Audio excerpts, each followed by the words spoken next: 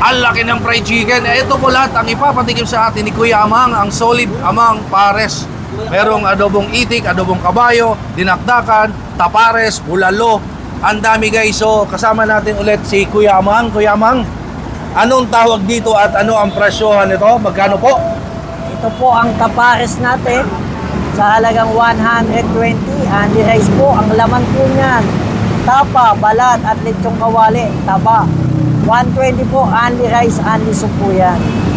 Beef tapay po yan. Opo, Grabe, 120 ali rice. only rice Kaya kung po. tawagin tapares. Kaya po tapares. Ayun. Next, ito po ay Yan po ang dinakdakan natin. At ang gamit po natin dyan, puhong utak ng baboy. magkano po? 99 pesos po, only rice, only soup po. Ayun oh, ang mura naman yan.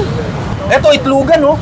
Ano po ito Kuya Amang? Ito po ang binabalik-balikan, ang adobong itik. Sa halagang 80 pesos po, isang kanin, only soup po. 80 pesos lang. 80 pesos. Adobong itik kung mahilig sa exotic food ha. Next, ano po ito Kuya Amang? Yan po ang adobong kabayo sa halagang 130 pesos, only rice po, only soup.